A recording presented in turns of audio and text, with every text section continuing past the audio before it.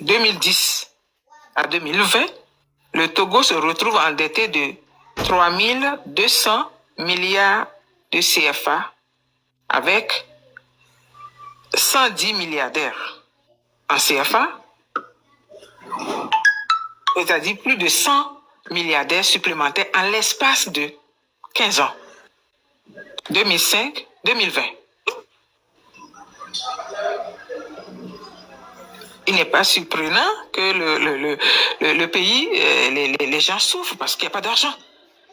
Puisque toute la masse monétaire qui est injectée dans le pays pour permettre un minimum de modernité, et d'urbanisation et de faire circuler l'économie est séquestrée par ces gens-là. Et quand vous allez remonter, les noms des personnes sont cités. Maintenant, si vous voulez monter les dynasties, il suffit simplement de voir qui est marié à qui et comment ils se marient entre eux, puisque c'est des gens qui font beaucoup d'entrisme. Ils sont entre eux. Alors, vous voyez, des noms sont différents, mais vous descendez plus tout de suite et vous allez trouver que la mère d'un tel est mariée à l'oncle d'un tel et est mariée au cousin d'un tel. Et c'est comme ça qu'il nacelle le pays pour être à tous les endroits où toute forme de projet qui a du financement retombe dans leur escarcelle et reste entre eux. Et donc, le reste du pays se retrouve dépossédé de tout. Vous prenez John Doe, et vous prenez John Doe et vous prenez les femmes de John Doe. Et vous quittez derrière John Doe, les femmes de John Doe, et vous cherchez les frères de ces femmes-là, et vous allez tomber sur des gens, vous allez être estomaqués. Maman Ablawa, oui? On dirait que c'est une forme de complot pour la gestion de l'État. Mais bien sûr. C'est un complot. Là, on sait qui doit être placé. Bien sûr. Qui ne doit pas être placé. Voilà. Et donc, quand tu n'es pas de ces lignées-là, tu as beau être diplômé, tu as beau être, tu seras placé nulle part. Si on ne te connaît pas, on te prend et on te prend parce que tu as du talent et on essaie de te casquer. Je prends l'exemple de Gabriel Agbéomé, par exemple. Agbéomé, on l'a casqué en lui donnant une femme de la dynastie. Alors, il a pris la femme de la dynastie, on l'a utilisée à un moment donné, on se rend compte que non, il est récalcitrant, il faut l'éjecter. Ces gens-là sont terribles. Et il a été éjecté à la mort. Et avant qu'il ne meure, 2 ans avant, un des membres de la dynastie, comment il s'appelle, l'autre là qui est à New York et qui gueule beaucoup, Amélie Niato. Amélie Niato, 2 ans avant que Gabriel ne meure, a déclaré publiquement que c'est la mort de Gabriel qui va les libérer eux. Et il fait partie de la dynastie, puisque Amélie Niato est de la même tribu que Jondo. Donc, il s'appelle Amélie Niato, l'autre s'appelle Donjo, mais ils viennent tous du même patelin.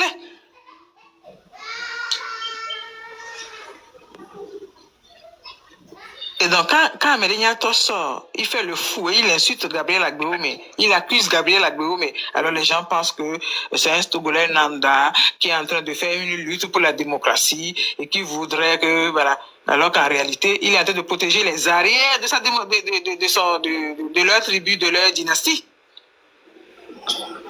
Maman Ablawa, dites-moi, ouais, et dans toutes ces rouages-là, qu'est-ce qui pousse le président Faure à penser à un régime parlementaire? Mais ce n'est pas le président Faure qui a pensé, et je vous ai dit tout à l'heure que le président Faure ne dirige pas le Togo. Donc, c'est un président ou bien un dirigeant dirigé. Et il est dirigé par la bourgeoisie. L'ancienne bourgeoisie qui a fabriqué une nouvelle bourgeoisie, et donc les deux bourgeoisies collaborent ensemble. L'ancienne bourgeoisie, dont le doyen est probablement Jondo, hein, et le magnat du pétrole au Togo, qui doit s'appeler, comment il s'appelle, Atikou, je crois.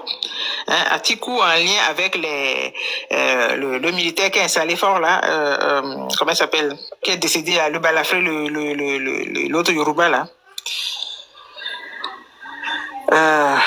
Sidjani. Voilà, donc Tidjani, pourquoi Tidjani a intérêt à choisir fort comparé à d'autres personnes?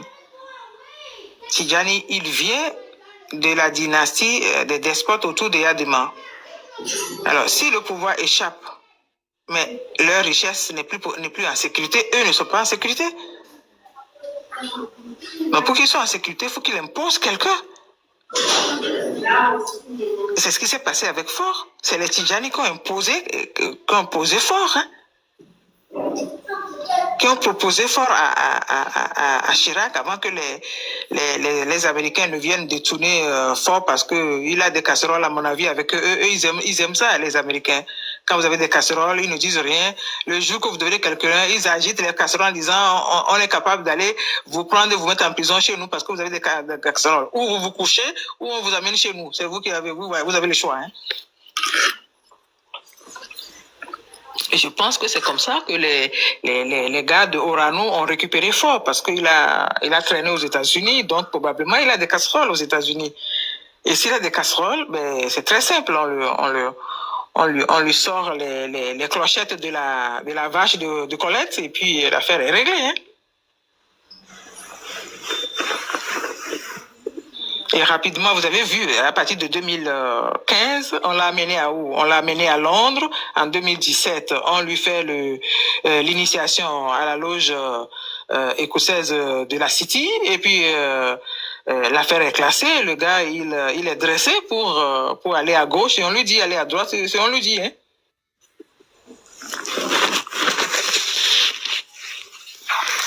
J'aimerais que tu nous expliques, justement, pour aller dans le prolongement, que ces dynasties,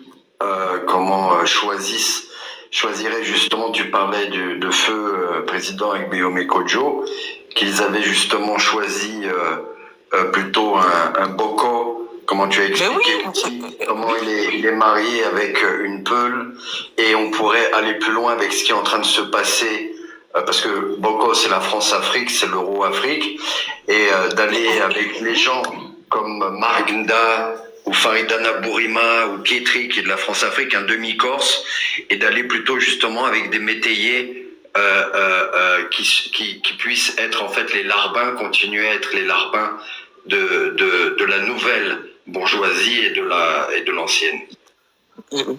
Tout ça est de bonne guerre. Tout le monde a vu, moi aussi, la vidéo sur France 24, dans laquelle Jondo et Boko sont apparus. Boko est en exil. Et tout le monde croyait qu'il était donc un déserteur et qu'il était un combattant, il voudrait revenir au pays. Bon, Boko est un demi-Kabien. Après lui-même, vous pouvez rechercher, vous trouverez. Il est Kabien, bien sûr, il est de la Kosa, bien sûr, mais il n'est pas du cercle, du noyau du pouvoir des Kabiens. Mais il est Kabien. Et donc, dans cette vidéo, Jondo a été interrogé sur le choix de Boko par rapport à Gbeume. Il dit, la journaliste lui demande qu'est-ce qu'il reproche à Gbeume qui revendique avoir gagné les élections de 2020, du 22 février 2020. Et il dit que Gabriel Agboume a le défaut d'avoir été donc mouillé dans le système de Yadema, voilà, que c'est un agent de l'ancien système et dont eux ne veulent pas. Et la journaliste est un peu surprise, lui dit, mais et celui-ci, il a été ministre de l'Intérieur, il était dans le gouvernement, ministre de la Défense, donc lui aussi, et il dit, mais c'est le choix, c'est notre choix. Vous pouvez rechercher cette vidéo. Cette vidéo est de 2022. Et moi, j'ai eu la vidéo Et j'ai pris la vidéo, paix à l'âme, je n'aime pas cette expression de paix à l'âme, mais j'ai été voir donc Feu Agbeau, mais avec cette vidéo, on a beaucoup rigolé, parlé entre nous de ce que lui reproche, et à partir de là, on a compris un certain nombre de choses que je pense qu'il n'a pas pris en considération et qui l'a conduit à la mort, parce que il a minimisé le pouvoir de la dynastie. La dynastie a dit, toi, on ne veut plus de toi.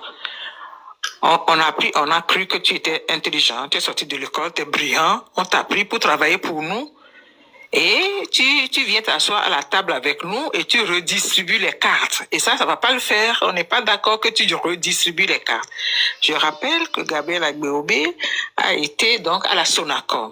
Or, la Sonacom, avant la Sonacom, il y avait la CIFAO et UAC, qui étaient partagées par les deux grandes familles de dynasties commerçantes du Sud. Et je rappelle que Agbeobe fait partie de l'ethnie de ceux qui ont été rasiés par ces familles-là. Agbeobe était un Wati, les Wati du côté du Bénin-Togo, frontière.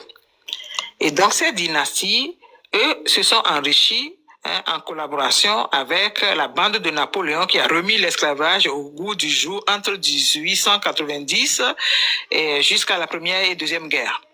Bien. Et donc, Agbeobe reste un enfant d'esclave pour eux, mais qui est brillant. Donc on l'amène, il bosse pour nous, et à un moment donné, il se rend compte que mais c'est de l'injustice. Donc il fait quoi? Il ouvre le marché du détail, que ce soit du pagne et des produits manufacturés. Il ouvre le marché, il donne des bons à des femmes Wati, à des femmes de Kotokoli, à des femmes Bassa, aux grandes dames des familles qui avaient l'exclusivité. Et à partir de là, il faut dégommer Gabriel. Alors, il faut passer par manipuler Yadema pour le dégommer. On l'a dégommé de la Sonacom et Yadema l'a récupéré pour l'envoyer au ministère de la Jeunesse et Sport. Et on voit que malgré tout, Yadema lui accorde beaucoup d'intérêt. Donc, on fait quoi? On essaie de le dégommer de là. Et Yadema l'enlève de la direction le port autonome de Lomé. Et là, il va faire le jackpot au port autonome de Lomé. Il va mettre, je sais pas, des tasses, je sais pas comment il a fait, mais il va mettre les choses en place pour rentrer de l'argent dans les caisses de l'État. Or, le commerce et le WARF étant tenus par les dynasties, qui faisaient que l'argent que rentre le WARF, en grande majorité, par les sociétés de navigation, rentre dans leur poche à eux et très peu allait dans les comptes de l'État. Et d'ailleurs, si vous faites une enquête jusqu'à ce que Ingrid Awadé, je crois, arrive au service des douanes et des impôts, vous avez la dynastie des Souza qui gérait les impôts, c'est la dynastie de Lomé. Oh, les de Souza de Lomé, c'est quoi? Ce sont les collabos aux esclavagistes portugais qui s'appellent M. de Souza, avec la complicité de Chacha de Souza de Ouida, non?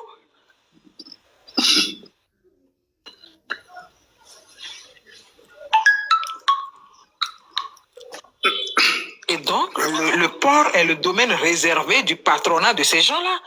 Et les royalties que rendait le port, eh bien, une bonne partie disparaissait dans leur compte à eux à l'étranger. Alors, Gabriel, il arrive, il met un peu de l'ordre, il rentre un peu l'argent dans le compte de l'État. Il y a des gens estomaqués de dire, mais c'est pas vrai que le port pouvait faire autant d'argent. Depuis que moi je suis là, le port n'a jamais fait autant d'argent. À une période où Eyadema était en conflit avec les Français, il manquait de liquidité. Gabriel Agbeobe arrive, sauve la mise à Eyadema avec l'agent de la douane, l'agent des paquebots en rade sur comment appelle-t-on, la haute mer du Togo. Les paquebots qui passent par là, qui sont en transit, ils ont des tasses à payer pour se stationner sur comment appelle-t-on, la haute mer togolaise. Et il se fait que les gens drivaient tous ces fonds-là par des privilèges qui se font entre eux. C'est eux seuls qui savent combien de bateaux arrivent, combien de jours le bateau a fait. Et ils décrivent ce qu'ils veulent dans les comptes de l'État. Et puis le reste, ça fait leur fortune. Et Gabriel, comme un naïf, il arrive, il fait la chose, il rend l'argent au chef de l'État. Le chef de l'État applaudit. Et il devient le chouchou du chef de l'État. À partir de ce moment-là, ce que comment il s'appelle, le gars de New York a dit, Ameliato a dit, pour moi, a été clair. À partir de ce moment-là, il a dit, Gabriel a gaspillé nos chances quand nous étions jeunes. On ne va pas le laisser maintenant devenir président et encore venir nous enfoncer. C'est sa mort qui sera notre liberté. Il l'a dit ouvertement. Ce qui manque au Togolais, c'est quoi? C'est le sens d'analyse et de prendre les choses à la réalité et d'arrêter de penser qu'on est dans une fiction, qu'on a affaire à des fous. C'est pas des fous, c'est des fous endimanchés, bien organisés. Et ils ont obtenu ce qu'ils voulaient. Gabriel Agboume est mort. Pourquoi Gabriel Agboume devait mourir? Gabriel Agboume doit mourir coûte que coûte parce qu'il ne faut pas que Gabriel Agboume retourne dans les pattes. Ils ont choisi Boko. Eux veulent s'entendre avec les Anglo-Américains pour que la succession de force se fasse soit par Boko ou bien par un autre Kabyé en apparence qu'ils veulent poser aux Togolais. Maintenant, Gabriel Agboume est dans le Stanti-Bloc. Il ne faut surtout pas que Gabriel Agboume fasse alliance avec Fort à nouveau. Si Gabriel Agboume et Fort s'entendent à nouveau, mais c'est mort pour la succession que eux préparent.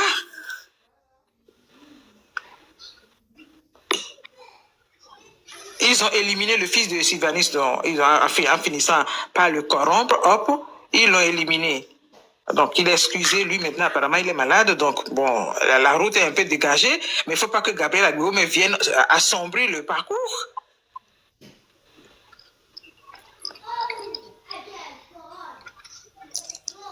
C'est comme ça que fonctionnent les dynasties, que ce soit en Europe, aux États-Unis, en Angleterre, comment ça s'appelle, en Inde. C'est comme ça que fonctionnent les dynasties, parce que c'est une question de protection, de privilèges. Abla, j'ai une question toujours dans ce... Comment sortir du piège, c'est-à-dire de tout ce qui brille n'est pas or ou diamant, et notamment tous ceux qui prennent les devants en ce moment se placent. J'ai déjà parlé justement là du duo ou du trio Magda, Farida Nabourima, Christian Pietri, le revival de Adja Magbo, qui je présume fait partie, est une représentante de cette dynastie. Oui. On pourrait se poser la question justement... Il faut voir le lien entre John Doe et les Johnson. Voilà. C'est tout. Bon, avec aussi de l'autre côté les Fabre Dossé. Bon, Fabre par exemple, Fabre est un expatrié en fait. Fabre, sa mère est togolaise, son père est français, son père est comment l'appelle-t-on? Il est du sud de la France. Et Fabre est casqué par une femme qui est de la dynastie, au même titre qu'on a mis une femme dans les pattes de Gabriel Agboume, qui l'a casqué jusqu'à la mort, et puis c'est tout. Donc Fabre, oui, il est gentil, il veut bien faire quelque chose, mais hein, si la dynastie ne l'autorise pas, il ne peut pas. Pourquoi on l'a empêché quand Fabre a gagné les élections? Pourquoi on l'a empêché? Il avait gagné les élections, non? Face à Fort, il avait gagné les élections. Pourquoi on a préféré Fort et on a dit à Fabre de la fermer? On a fait traîner Fabre à Abidjan et à Conakry pour aller faire des négociations fallacieuses parce que de toute façon, ça va aboutir à rien. On lui a dit, allez, calme-toi. Et on lui a dit, bon, allez, il faut contester, on va voir. Et puis après, il faut dire que plus de, comment appelle-t-on? Pas de réforme, pas d'élection. Alors, le pauvre, il a chanté pas de réforme, pas d'élection. Quand le moment est venu, on a dit, allez, tu vas aux élections pour faire l'accompagnement de Fort. Et puis, il est allé aux élections. Qu'est-ce que tu veux qu'il fasse? Alors, maintenant, est-ce que tu penses que le choc des blocs nations, là, quand on parle de l'AES qui représenterait, enfin, qui sont sur le chemin tu sais, de la souveraineté, est-ce que tu penses que ça peut jouer? L'AES, même l'AES, il faut revenir à la raison un peu et sortir de l'émotion. Quand on dit ça, les Africains disent qu'on les insulte. On a 3 types d'intelligence. Et il ne faut pas qu'une forme d'intelligence, l'intelligence émotionnelle, hein, qui est indispensable, hein, soit annexé. Hein. J'aime très bien une expression en français qui dit « l'excès de toutes choses, y compris les bonnes, est nuisible ». Bien. Et donc, vous voyez bien que dans la situation actuelle, l'AES, c'est une maison en cours de construction. Ils sont en train de débroussailler un terrain pour mettre une fondation et ensuite bâtir une maison. Et c'est là que vous voulez vous appuyer contre une maison qui n'est pas encore installée.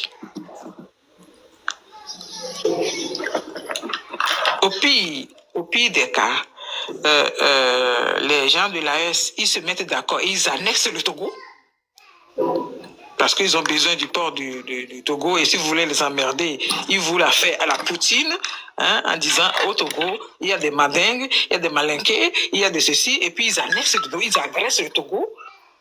Et je peux vous assurer que s'ils le font là, durant les 4 ans de Trump, ils s'en foutent.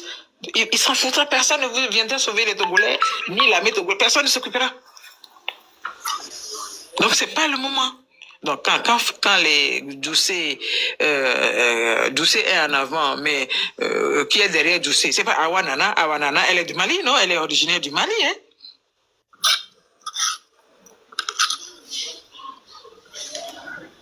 Comme les CI Memen étaient originaires du Niger, hein?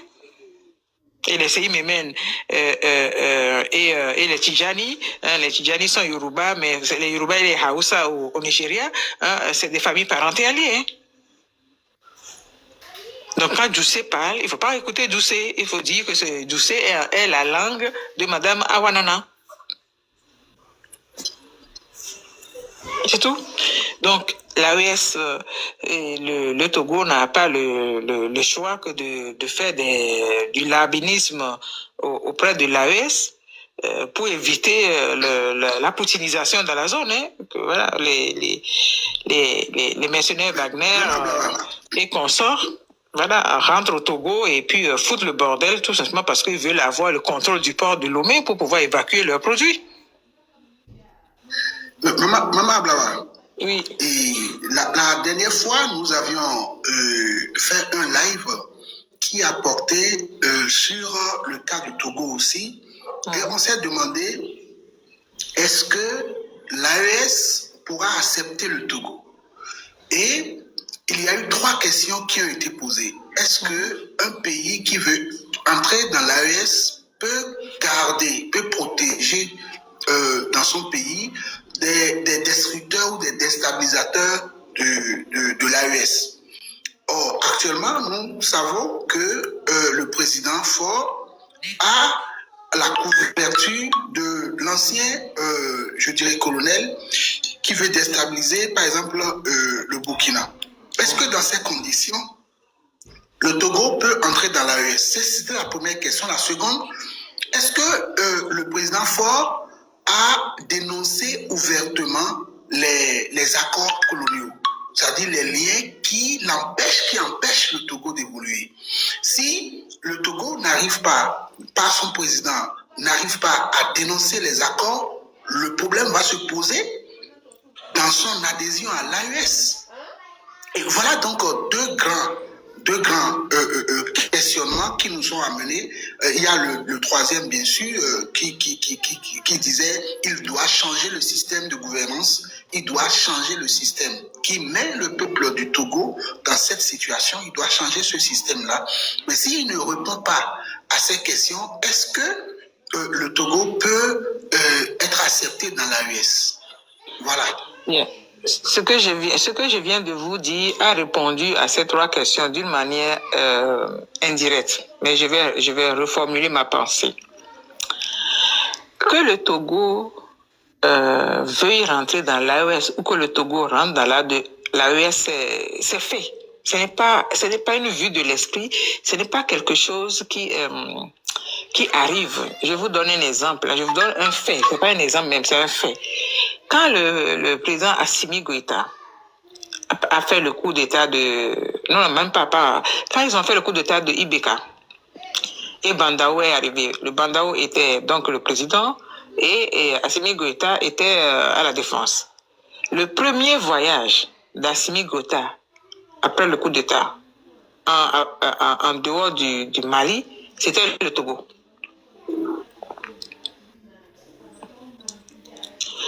Le deuxième voyage d'Assimi, ça c'est après le coup d'État qu'ils ont fait à Bandao, c'était le Ghana. Pourquoi? Parce que le Togo et le Ghana partagent le Wharf ensemble et ils sont en communauté en rade, en haute mer, dans la zone internationale, la zone nationale des deux, hein, les deux se partagent. Quand Assimi Goïta a pris le pouvoir, quand il est devenu président, sa première sortie du Mali, c'est en direction du Ghana. Quand il était ministre de la Défense, c'est en direction du Togo. Pourquoi?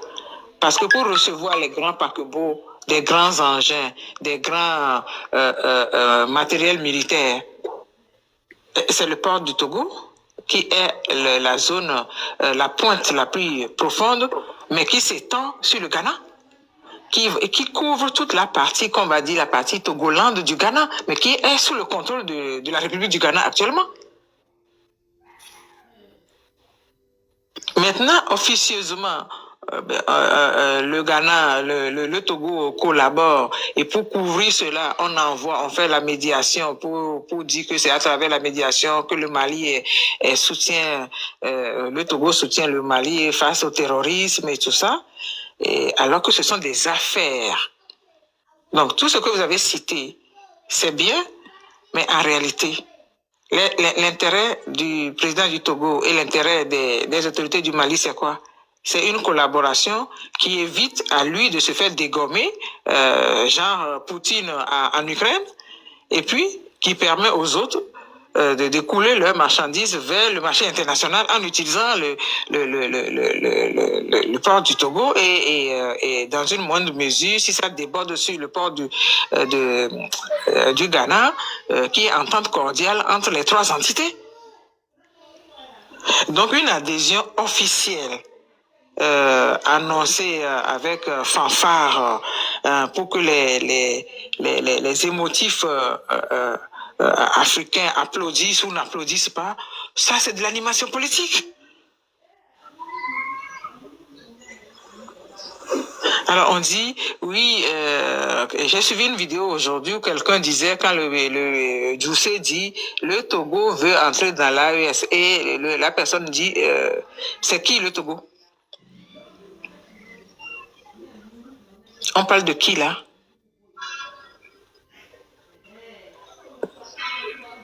Quand ceux qui se sont accaparés la richesse du Togo, le port en eau profonde du Togo est un patrimoine qui appartient à tous les Togolais. Il est devenu la propriété privée de quelques dynasties qui, en collaboration avec les mêmes dynasties esclavagistes de l'ancien empire du Mali, qu'est-ce que vous voulez en faire? Vous dites qu'ils ne sont pas encore dans l'AES. Ils ne sont pas encore dans l'AES. D'accord, officiellement. Mais la collaboration qu'ils font jusqu'à maintenant, quand le Bénin et la frontière du Bénin est fermée, vous savez que pour transporter l'uranium, les grands paquebots, ils sont protégés en termes de radioactivité. Ils traversent quel pays? C'est eux qui ont cabossé toute la route internationale, la route nationale numéro 1 du Togo, là. Ouais. Et alors, il faut quoi encore pour dire que l'État togolais et l'État du Mali et l'État du Burkina Faso ne collaborent pas? Maintenant, le fait que Damiba soit à Lomé, Damiba n'est pas le seul président à Lomé. Le Roch Kaboré, il est marié à une Togolaise, il est installé là-bas dans les plateaux. On dit, il faut renvoyer Damiba. On a fait un coup d'État et on a renvoyé Damiba. Mais Damiba a fait un coup d'État à Roch Kaboré, qui est aussi au Togo. Roch Kaboré est au Togo.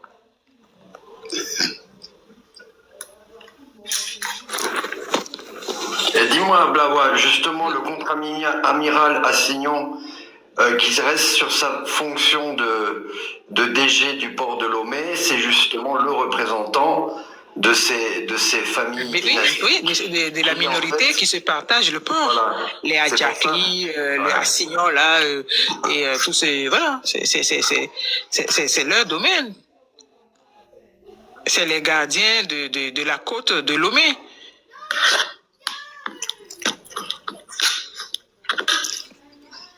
J'avais compris pourquoi quand, comment s'appelle, Ferdinand Haïté avait fait la sortie sur les Adjakli, on a voulu couper la tête. Et il y a des domaines sur lesquels il n'intervient pas parce que hein, on va le trouver vite fait, bien fait. Hein.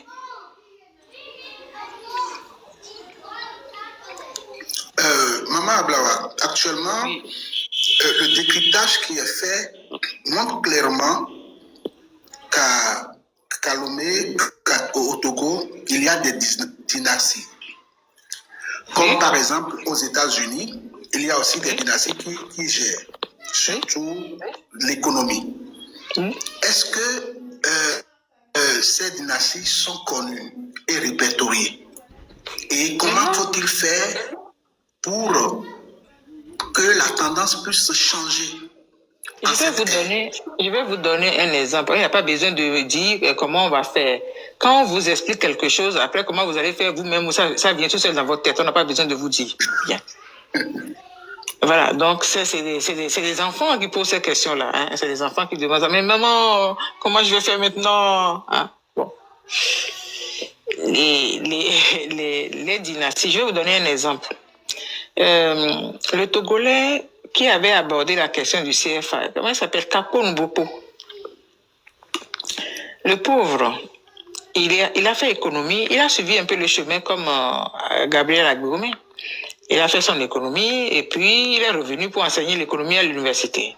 Et bon, dans son intelligence intellectuelle, dans son développement, dans son talent vraiment intellectuel, il découvre que le mécanisme, en tout cas les cours qu'on leur donne là, c'est pas terrible. Et deuxième chose, le mécanisme d'importation, exportation, et puis la devise et tout ça, il y a quelque chose qui cloche. Et le pauvre, il se met à en parler. Or, il s'appelle Kapo Mboko, mais si vous cherchez le lien, hein, vous allez tomber sur Johnson. Hein, celui qui était le recteur de l'université là et qui l'a fait venir et qui lui a donné le coup donc d'être enseignant en fac d'économie. Et qu'est-ce qu'on fait pour le mouiller dans l'affaire? On l'enlève de l'enseignement, on dit qu'on l'a viré et puis après on le récupère comme c'est de la famille, on l'a récupéré pour le mettre à la BCAO. Bon, ok, il va à la BCAO et là il trouve que c'est encore pire. Alors à la BCAO, au lieu de se calmer, il va faire une publication. Il croit que la liberté d'expression continue. Il va faire une publication donc sur le CFA toujours et c'est pas sur le CFA même, c'est sur le fonctionnement interne, hein, l'organisation interne de la BCAO. Il découvre que les Français donc de la Banque de France ont un pouvoir de veto sur le mécanisme de l'organe bancaire. Et il trouve ça, il dit mais c'est pas normal, c'est pas vrai. Et puis, il fait une publication pour expliquer ça. Et on le vire de la BCAO. Il reste à la maison, on le punit, on dit à Amina, oh, dontonné, nous. Et il reste à la maison, il manque des moyens, il traîne un peu, et puis on lui dit, bon, comme tu parles bien français, que tu sais écrire, là, on va t'envoyer à la francophonie. Et voilà, on l'a envoyé à la francophonie. Et donc, à la francophonie, il arrive à la francophonie à la même période que Sarkozy était président ici, je crois. Et à la francophonie, bon, au lieu de se taire sur la manière dont on l'a amené là-bas, il refait une publication et puis il parle qu'il était en confrontation avec une femme du Sénégal, machin, et puis hop, c'est lui qu'on a choisi. Bon, ok. Et qu'est-ce qu'on va faire? Eh bien, on va l'enlever encore de la francophonie et maintenant Sarkozy va le récupérer. On va lui confier le mécanisme du CFA. On va lui confier maintenant de faire les conférences pour dénoncer le CFA. Voilà. Depuis 2000, combien il dénonce le CFA maintenant, on en est à 2025. Le CFA n'a toujours pas bougé. Comme on dit en France, ça m'en touche un, ça n'en bouge l'autre. Voilà, j'ai deux boules. Vous pouvez m'en toucher une, l'autre ne bougera pas d'un iota. Vous pouvez toujours gueuler sur le CFA. C'est Chirac, ça. Dénoncer. Hein, bon. parler toujours, nous on roule, on réfléchit à la manière dont... Alors ça a amené l'affaire jusqu'à l'Assemblée pour que les députés français découvrent le mécanisme du CFA qui n'était pas très connu et maintenant ils ont les nœuds au cerveau en train de réfléchir de la manière dont ils vont sortir de là. C'est la France elle-même qui va trouver une solution pour sortir de l'histoire du CFA, puisque maintenant, ils ont fini l'expérience 2015-2025. Ça nous fait 10 ans. Ils ont fait l'expérience, c'est de l'ingénierie sociale. Ils ont testé comment nous vivons le CFA. Ils ont compris que nous rejetons le CFA. Nous n'acceptons pas le CFA. Il y a un certain nombre de jeunes Africains qui ont bien compris que c'est une monnaie de singe. Donc, il va falloir trouver une solution que je pense que d'ici 2035, ils vont nous trouver. Ils vont trouver une solution pour nous sortir du CFA, enlever le CFA et puis nous mettre autre chose à la place. Mais le CFA, ils vont l'enlever. Si ce n'est même pas déjà prêt que d'ici 2026 ou 2000... je vois qu'est-ce que Macron a dit. Macron a dit qu'on va reprendre les discussions autour du CFA en 2026, c'est ça, non? Je crois. Voilà, donc...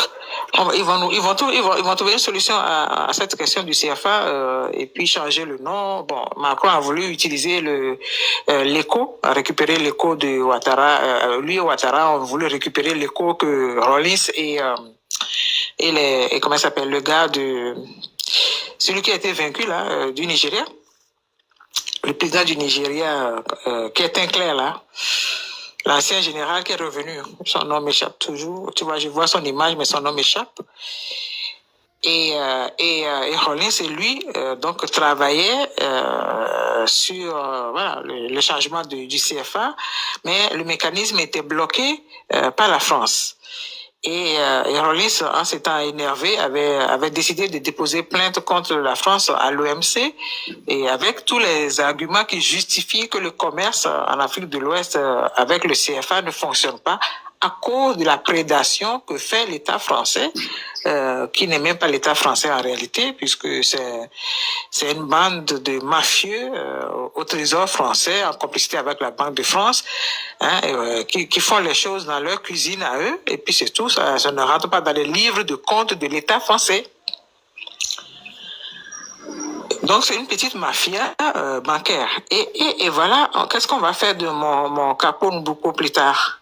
Eh bien, on le punit encore pendant une année, il est au chômage, il va supplier les gens, et puis on l'envoie à l'UEMOA. Et donc, depuis qu'il est à l'UEMOA, bon, il a écrit un bouquin sur le CFA même, et puis, bon, ce bouquin-là, on va lui acheter, et puis on va enlever les choses dedans qu'on n'a pas besoin de savoir, et on va le refaire, le titre va rester, beaucoup de choses vont changer dans le contenu, et puis on va vous le balancer, et lui, on l'a mis à l'UEMOA, et puis pour l'instant, il est calmé.